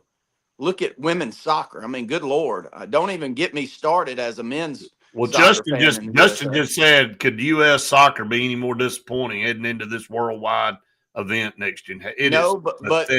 But back to my point though, the women's soccer has been the strength because of Title IX.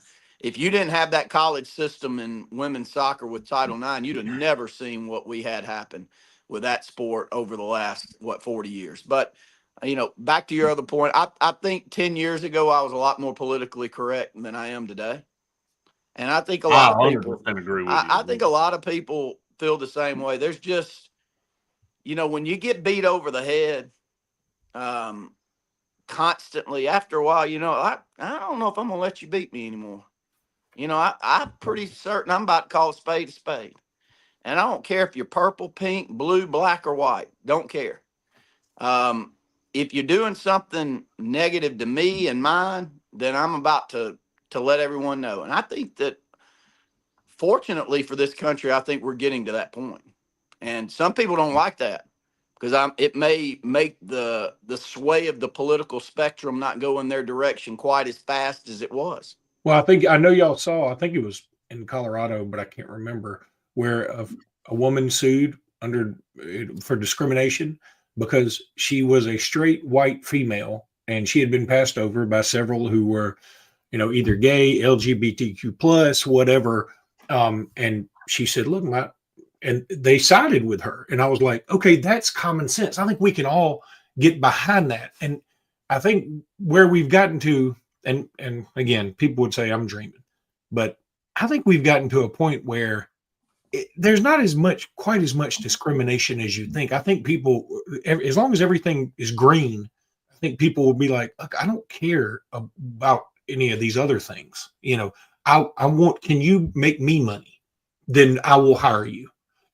Are you good for my company? You know, if you are a black female, wonderful. If you are an Asian male, wonderful. If you are a Hispanic, what do you call it? Not male or female. They ask you, you are gender fluid or whatever. Yeah. Can you make me money? You know, and I think those are the questions. Can't even remember what to say. That one's eliminated. I know that was. Well, that's I don't think they just go in there like that. But I think that but when you say that, people jump on you like, oh, you don't believe any of that. No, I think it exists, and I think it will always exist. I hate it when I see a lot of people on Twitter, you will see in a rally for some transgender rights or whatever, which, by the way, I'm always like, what rights don't you have? You know, you want the right as a man who is dressed as a woman to go into the women's restroom. That's not a right. That is something you just want to do. Yeah, now, and see, I have a daughter, so I don't ever want that. Yeah, right. And so that's called mental illness is what it's called. I think that's a problem. Now, but you have the right to go get you a job. You have the right to go. You'll get a driver's license. You don't see some people break out in hives and run from something. That right to go get a job, or allergic. Well, I'm talking about rash and all kind of shit break out. But it's bad. Yeah, I mean, I wouldn't necessarily say you need to go into construction. But I mean, you might go into you might have to pick another field. And by the way, that's just the way it is. I can't just pick, you know, I could say I'm discriminated against because I'm not smart enough to be a scientist. Well, why can't I just do science? You saying I'm not good as you? Yeah, no, you're not. You're not, Luke. You're not smart enough. Okay. I shouldn't take that as an affront. I should take that as, thank God we have people actually who do science that are smart. We don't have to just let everybody in to do Right, that. right. I don't want you making the next drug that's gonna keep me alive, nor do you want me doing that. I'd cure all-bitis faster than anybody out there. I'd get the war eagle out of everybody. We're going to break on that one. Stay tuned. More to come right after this.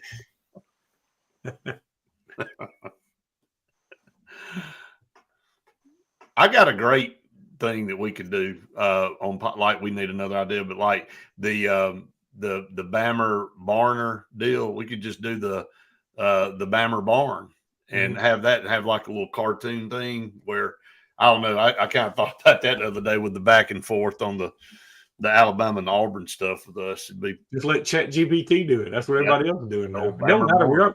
I was watching Bill Maher last night, and there was somebody on there saying, "Ain't none of us gonna have a job in about 10 years anyway." Ain't nothing. Ain't nobody gonna be doing nothing. Hell, the damn thing will talk for you. Hey, what do you think? Hold on, let the computer tell you. Yeah. I can't think anymore. My brain's mush. Here, I'm gonna let it tell you what I'm thinking. But I mean, there is part of me that's like, when Did I you saw see the robot go crazy over in, like, they had it tethered to that little crane thing, and that thing's even had enough of life. Yeah. That You mean thing, that AI thing? And it was Yeah. like just slapping started folks left and swinging right. Yeah. and guys, Scary, man. it is scary. I mean, I'm telling you, Y'all watching little the did we NBA know finals these at all? 1980 movies were on point. Yeah, Like Terminator. They saw it. They saw it come. Yeah, I'm watching the NBA finals. I've watched every game. How are the ratings for the NBA? Terrible, terrible. They are. Yeah, this one is. I mean, I like it because I like NBA, and I watched the finals. And Indiana blew that last night, like completely crapped the bed. So it's tied at 2 now. But I mean, they're two very good teams. There's no superstars outside of Gillis Alexander. I mean, he's the MVP of the league. But yeah. Nope. There you Randy, I just pulled it up. Let's see. The ratings are horrible, by the way. Yeah, Game 3 of the 2025 NBA Finals between the Pacers and Thunders average 9.919 million viewers Wednesday on ABC, down 20% from the 11.43 of the same game last year between the Celtics and Mavericks. Yeah, down 20%. That ain't good. But I mean, again, but you got two small market teams. Well, that's again, Brett, I go back to what I've been saying all the time. Everybody goes, well, these small market teams never have a shot. Well, when they get a shot, nobody watches the stuff. That's it. Yep. It's all good in the first round or two on the Cinderellas until you get down to Sweet 16. Well, nobody wants to see Loyola Marymount in the Final Four. It just won't draw the numbers. Nobody wants to see Boise State play in the semifinals. Nobody wants to see that. It just won't draw.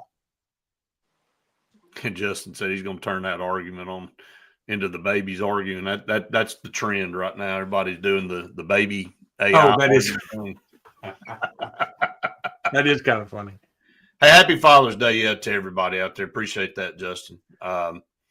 What am I doing today? If I can get a break in the clouds, I'm going to go out here and cut this pasture out here in my backyard since I ain't had time to do it. Going to Jackson High School Monday, so that'll be interesting. That's an interesting 3-hour and 18-minute drive into the middle of nothing. I'm sorry, it's just nothing down on that. Get as much while you're down there. We're doing a whole show. What's the biggest city it's next to? I don't think many. I think they're all like Milwaukee. Hey, so we're interviewing four players while we're down. Obviously, Landon and EJ and Keon Chapman. And then there's another kid that's in the top 25. I think he's ranked 21st. That's on that. They got 4 kids in the top 25 players in the state. Wow. They're going to blow through that whole. All right, here we go. Welcome back, everyone, to Sports Blitz Saturday Sports Countdown presented by JR Sports Bar and Grill and Sunshine Heating and Air. A couple segments left on the show today. Just kind of wrapping up things here. We've been feverishly covering. Just kind of give a plug real quick for the HSA side. Our on the road show. We were at the Alabama games yesterday, the open ceremony, the state games. Appreciate them letting us be on the floor and kind of do our show there yesterday. And then we did an entire on the road show kind of behind the scenes, but super impressed since it's a little bit local with the 2 kids that were the male and female athletes of the year from schools close to us here. The young lady from Sylacauga, Josie Harrison, who happens to be a 14-year-old tennis phenom. Wes Coleman, all of our good friend, is her coach, and so talked to her about that. But very talented. She sang the national anthem yesterday to open the ceremonies, and then Joseph Hooks from Tallahassee, the male athlete of the year, and he's a wrestler, football player, and track. He's going on to play college football at a smaller college. I don't have it on the top of my head, but is he related to the Hooks that was there a couple years ago? I think so. Yeah. And another good friend of ours coached him, John Mask, who's the wrestling coach at Tallahassee, and they ran through everybody this past year, Randy, as you remember, in wrestling. So two really, really talented, awesome young men and women there that we were able to interview. You'll see that show coming out next week and all, but just a lot of fun, and a great partner of ours there with the Alabama Sports Festival and Alabama Sports Foundation. Well, and you just talked about the On the Road show, and this upcoming week, it won't air for a couple of weeks, but Brett will be on the road and heading down to Jackson High School. Yep. Which is just a juggernaut. And it's not just in football, man. They're the same in basketball right now. And, you know, the amazing thing about Jackson High School is, yes, some of the football guys are key on the basketball roster, but not really. That's really not the main ones that are making the splash. So, Brett, one question you have got to get an answer for, because it's a constant conversation for the three of us, is what in the world is going on in Jackson with youth athletics from an administrative standpoint in Jackson, Alabama, for them to have the success that they're having? Because I can assure you this is not just because they get to run athletes. It's not going to be that. They're going to be developing those kids from 7 or 8 years old on up, and they're going to be, 5 or 6 key individuals in that community that's going to be the reason that they're getting these kids to the level that they are, Brett. And so you've got to dig deep and find out why that is, because if any community is really interested in getting to the level that Jackson is, you're going to have to find out how to do it from start to finish. You are. I mean, it is amazing to get one player in the top 10 from your high school every once in a while. But when you have 4 in the top 25, but 3 in the top 10, I mean, Landon Duckworth's up to number 3 in the state on 24/7. Then you slide down, and EJ Kroll's number 7. I've seen him as high as 3 on some rankings, other rankings. He's a reclass guy from 27 to 26. He's a phenomenal running back. He'll be making a decision coming up. And then you got Kean Chapman sitting there at number 10. He's a 6'4", 195-pound receiver. And then you go on down. I think the kid's at number 21. No, he's at 22. Jamarian Gordon. He's a safety, 6 foot, 185-pound kid. So they've got 4 kids in the top 25 players in the state of Alabama, man. And outside of the Saraland loss last year, which when they finally got their feet under them, if there had been one more quarter in that game, I'm not sure Jackson wouldn't have won that game. But they just ran through everybody. And unless there's a meteor coming from outer space that's going to hit somewhere, I don't see them stumbling at all. And I think they're on a clear path to repeat again. Well, back-to-back for basketball too. And those 4 individuals that you bring up there, Duckworth's a good basketball player. He's not a great basketball player. He's not. They're a total, but there's a total different set of names that are key, though, to them winning those state championships in basketball that aren't getting all that acclaim in football. So unreal for a school to have that much talent. Loaded. And they've always been good, Brett, but I've never known them to be to the level that they are now. So they're doing something right down there. They really are. They absolutely are. And again, I think when you look at small communities like that, and we talk about this all the time, there's a lot of pride in our small communities in high school athletics, whether it be football or the baseball team. Everybody's kind of got something they hang their hat on, but the 3 of us all love high school athletics, and we love following these recruits, and we know them from a younger age. A lot of people pick up on them when they decide to sign with their particular team, but we follow all of them. Look, we all like Luke pulls for Malcolm. I know that. I know he wants Malcolm to do well at Auburn. Luke's not an Auburn fan, but if Sedarian goes to Alabama, I'm pull for Sedarian. I mean, he's a hometown kid. I've known him since he was Tiny. And I know you're the same way about that, Randy. So we like to see that. But, now that I've got a chance that Faith and I are on the road every single week, and she's doing a phenomenal job sitting down and talking to these kids about things other than just the sport and getting to know them. And we're giving a snapshot of who they are personally. It gives a little bit more in-depth look to that. So we get to go to their turf. It'd be easy for us to say, hey, we'll catch them when they come to Auburn, the 7-on-7. We could have gotten 3 or 4 of those interviews there, but it's a lot better when you go to their turf and you see their school, you see their facilities, you see their hometown and what they're doing. So that's the thing that's so unique. And I think, Randy, you get those messages. You see them come across all the time on the HSA Facebook page. When you guys come into our school, we saw the show. And we love that. It's gaining a lot of traction. And in 2 weeks, on Monday, we're going to Mae Jemison in Huntsville on the 23rd to sit down with Hezekiah Harris, who's also a top 10 player in the state. He's number 8. He's committed to Auburn to play the edge rusher position. So just a lot of fun getting to go around the state and catch up with these high schools. Let me get the break. We'll come back and we'll finish the show off. Stay tuned. One final segment right after this.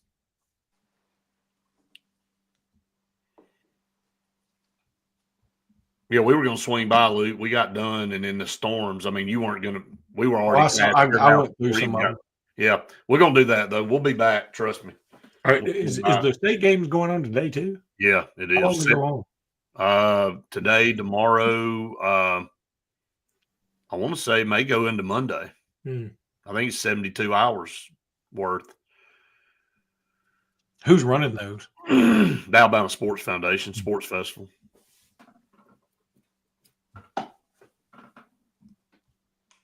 And 4,400 athletes, man. God almighty. I mean, that's a lot of people came through yesterday. A lot of people to keep up with. Yeah, 24 or 5 different sports going on. I think the baseball tournament, I think that 27 teams in it. That's a lot of baseball teams. I'd probably go say the weather's supposed to be bad today again, I think. I mean, when is it not bad? I mean, it just rains. I'll take rain over the heat, though. That heat just gets me. Yeah, it gets pretty rough, but I can go jump in the lake. If it's lightning, I jump in that bath water. Yeah, jump in the bath. That lukewarm bath water. It's about time for it to start feeling like that for sure. Y'all do anything for the 4th?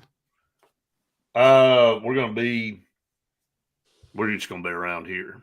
I mean, I'm actually taking a quick trip to Disney World with Brindley and one of her friends. Me and Kim are taking them down there like at the very end of June. Yeah. We're coming back on the 2nd. So really a quick turnaround trip, but take her down there. Braden's been gone all summer, so he's in Savannah. So liking it? He loves it, man. Yeah, well, we're going to Savannah. We're taking out the Forsyth Park Fountain a week from Monday. Really? You ought to holler at him, man. I will. We're going down there to take it out and restore it. Yeah. Yeah, it's Justin, look at my account and you'll see. You can't hide it, all right, because it ain't there. It's easy to hide it when you ain't got it. Yeah, you won't continue the tuition bill I got to. I tell you where it goes. All right, if you want me to break down my trips real quick for you, and I'm probably going to get killed, but I'm going to say it. Jamaica was mine and Kim's 25th wedding anniversary. If I hadn't have done something there, I'd been outside in the rain. All right, Disney World's because Brindley's like, well, y'all are all going all over the place, and I don't get to do anything this summer. And I'm like, all right, can you find a window of 3 days that I can slide in? That I can drive all night to go to Disney World? Yeah, okay, so we're going to do that. And then Savannah's where Braden's living. I'm like, I want to go back one time while he's over there working. So there's my summer in a nutshell. Meanwhile, I'm driving to Jackson and Mae Jemison everywhere else every week. Hey, you don't act like going to Mae Jemison and Jackson part of this vacation stuff. Yeah, you get to drive to Indianapolis and Yeah. everywhere else, literally. I'm going to Chillicothe, sunny, tropical Chillicothe, Ohio tomorrow. Good Lord, man. All right, guys, here we go. Welcome back, everyone, to the Sports Blitz Saturday Sports Countdown, final segment here on the show. Again, we want to thank everybody that joins us each and every Saturday. Been doing this show a long time, guys. Randy, JR's, and Sunshine Heating and Air, man. We've been so blessed to have two great partners. Well, Kevin and Sunshine Heat and Air, I'm down at the lake right now and had a little issue with my system, and you give him a phone call, and within an hour he's got somebody down there. And I'm not saying that he's able to do that all the time, but he does do that quite often, and both of y'all know that. And we can't thank Kevin for being a longtime partner of ours. And you and Faith have been in and out of JR's quite a bit here lately, and it's always packed. And it is. If you're a restaurant downtown, there's been enough of them that have come and gone, but they stay strong, and they are always packed for a good reason. If you're a packed restaurant, there's only one good reason, that is that you're delivering good food and a good atmosphere, and JR's always done that. They have, and again, we appreciate them so very much. All right, to kind of close out the show today, we'll be continuing to follow a lot of our local kids, guys. I mean, really on tap here in a couple of weeks. We'll be following Sedarian and his decision. He's at Auburn this weekend. He'll be at Alabama next weekend. Luke, I'll try to get some scoop, obviously, over the weekend about his trip to Auburn and to deliver that next week on the podcast. And Luke, I know you'll have the insight on him next week when he travels up to Tuscaloosa. But look, just proud that Benjamin Russell and a lot of our surrounding teams like Reeltown, Clay Central, all of them have had really, really good successes here lately. And I think we're looking forward to another exciting high school football season coming up here in not too long now. Yeah, it's going to be here before we know it. And got some great matchups to start the season. You know, Ben Russell starts with Opelika again on the road at Opelika. We're going to have a really good team, but you better be good. If you're going to go on the road over there and play those boys, because I do think Opelika's coached up as good as anybody can coach them up. That's a Thursday, right? No, that's a Friday. Okay. Clay Central's a Thursday the next week. Yep. And then, you get a good little week of rest, and then you bring Clay Central in. And on a short week. On a short week. And we all know what Central Clay is. They're just a juggernaut right now, man. I mean, you just can't say enough great things about the Horns when they're in charge over in that Clay County area. I mean, they lost a tough one in the third round to Montgomery Catholic last year, but they went 12-1, Brett. And you think, Central Clay, because they become a bit of a rival of Benjamin Russell's, you think, man, you know what? It's kind of like Alabama in basketball the year after Miller and that freak show of a crew came through. You're like, I'm kind of hoping this next year they have a little down cycle. It never happened. And it doesn't happen. And I told Brett this a couple of weeks ago, and I mean it, it all starts with your youth programs, and you can kind of watch it in the high school ranks to see what's coming through.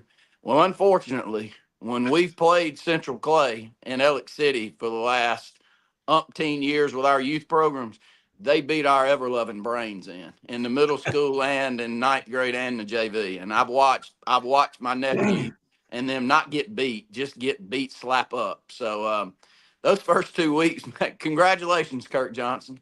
You walked into a wonderful setup. You get Opelika week 1, and then you get Danny Horn week 2. He So ain't lost a game since Buck was a calf, and then he walks into this schedule. All right, someone in the first few games against the Super Friends and the Avengers. That's all. That's it. All right, that's going to wrap it up for the TV side. We'll hang on for just a second on the social media side to close things out. But we appreciate everybody on TV each and every week. We'll be back with you same time, same place next week for more of the Saturday Sports Countdown. Hope everybody has a great weekend, and happy Father's Day to all of you fathers out there. All right, y'all.